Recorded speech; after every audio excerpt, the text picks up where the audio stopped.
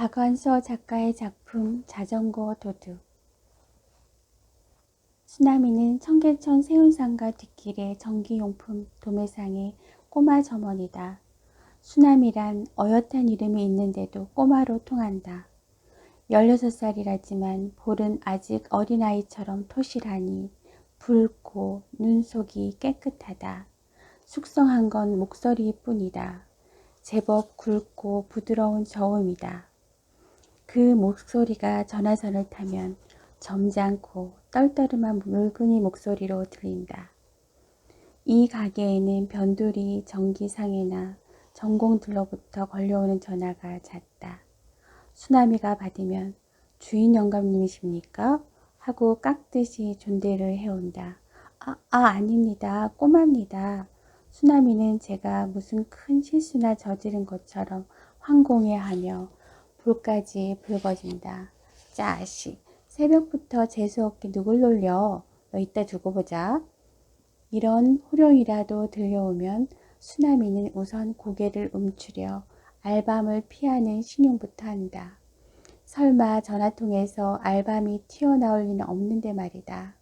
실수만 했다 하면 알밤 먹을 것을 예상하고 고개가 자라 모가지처럼 오그라드는 게 수나미가 이곳 전기상해에 취직하고 나서부터 얻은 조건반사다.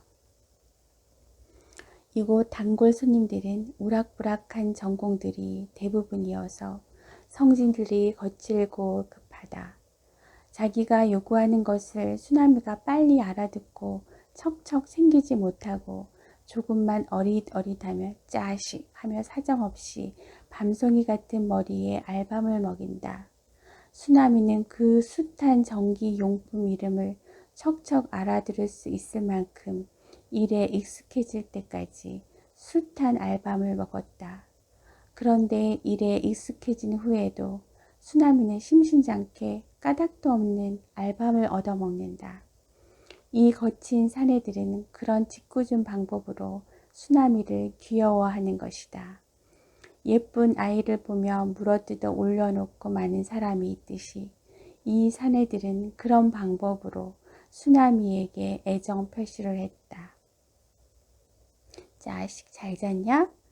자식 요새 제법 컸단 말이야. 장가들여야겠는데? 자식 좋아서. 그러곤 알밤이다. 주먹과 팔집만 허풍스럽게 컸지 아주 부드러운 알밤이다. 그러니까 수나미는 그만큼 인기 있는 점원인 셈이다. 수나미는 단골 손님들에게만 인기 있는 게 아니라 주인 영감에게도 여간 잘 뵌 게 아니다. 누구든지 수나미에게 알밤을 먹이는 걸 들키기만 하면 단박 불호령이 내린다. 왜 하필 남의 머리를 쥐어박어? 채 굳지도 않은 머리를. 그게 어떤 머리인 줄이나 알고들 그래? 응? 공부 많이 해서 대학도 가고 박사도 될 머리란 말이야. 임자들 같은 돌대가리가 아니란 말이야. 그러면 아무리 막대 먹은 손님이라도 선생님 꼬지람에 떠는 초등학생처럼 풀이 죽어서 수나미에게 진심으로 미안해했다. 그러고는 꼬마야, 그럼 너 요새 어디 야학이라도 다니니? 하며 은근히 부러워하는 눈치까지 보였다. 그러면 영가님은 딱 하다는 듯이 혀를 차며 아니 야학은 아무 때나 들어가나? 똥똥 학교라면 또 몰라. 수나미는 내년 봄에 시험 봐서 들어가야 해. 야학이라도 인류로. 그래서 인석이 그저 틈만 있으면 책이라고. 허허. 수나미는 가슴이 크게 출렁인다. 수나미는 한 번도 주인 영감님에게 하다못해 야학이라도 들어가 공부를 해보고 싶단 말을 비친 적이 없다. 맨손으로 어린 나이에 서울에 와서 거지도 안 되고 깡패도 안 되고 이런 어엿한 가게의 점원이 된 것만도 수나미로서는 눈부신 성공인데 벼락맞을 노릇이지 어떻게 감히 공부까지를 바라겠는가. 그러면서도 자기 또래의 고등학생만 보면 가슴이 짜릿짜릿하던 수나미다.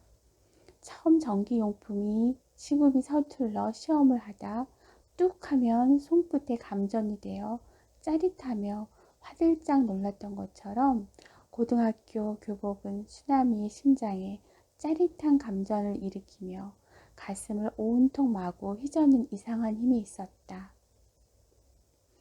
그런 수나미의 비밀을 주인 영감님은 알고 있었던 것이다.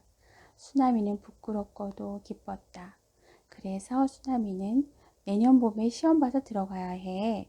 야학이라도 인류로 할 때의 주인 영감님이 그렇게 좋을 수가 없다. 그 소리를 듣기 위해서라면 그까짓 알밤쯤 하루 골백 번을 맞으면 되수리야 싶다.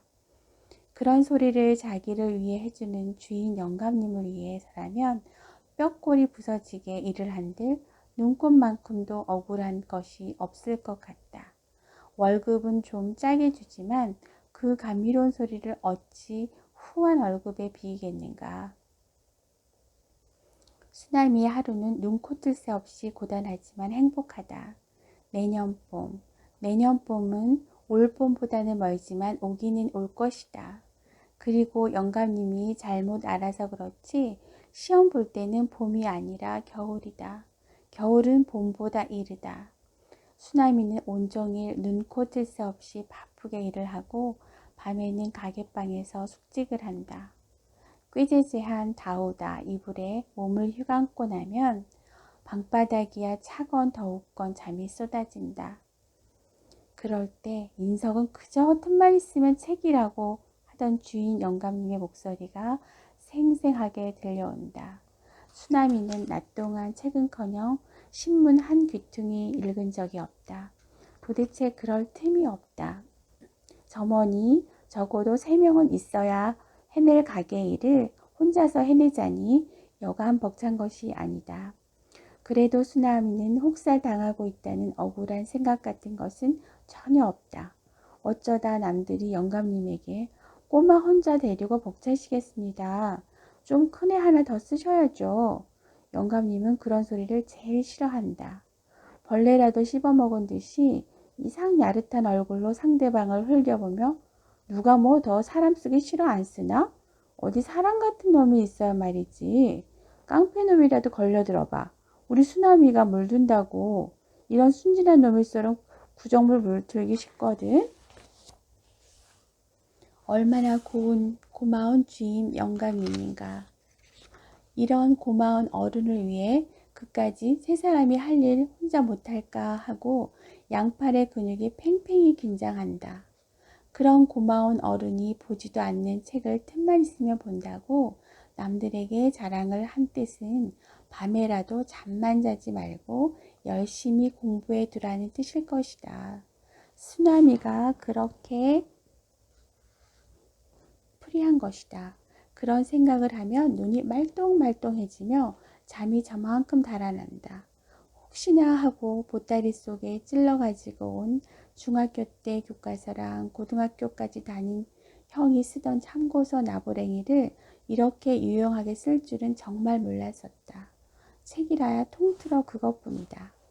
주인 영감님이 심심할 때 사본 주간지 같은 것이 굴러다닐 적도 있어서 소년다운 호기심이 동하지 않는 것도 아니었지만 인석이 그저 틈만 있으면 책이라고 하며 주인 영감님이 가리키는 책이란 결코 이런 주간지 조각이 아닐 것이라는 영리한 짐작으로 수나미는 결코 그런데 한눈을 파는 법이 없다.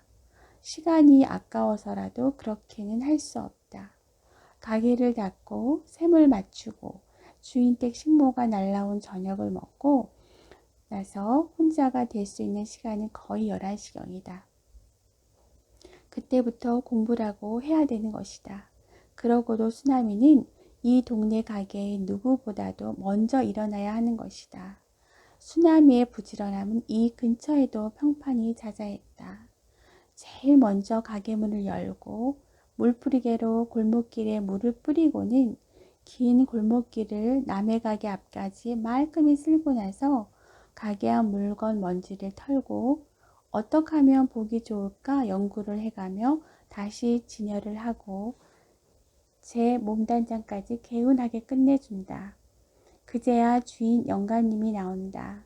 주인 영감님은 만족한 듯 빙긋 웃고 짜식 하며 손으로 수나미의 머리를 더듬는다. 그러나 알밤을 먹이는 일은 한 번도 없었다.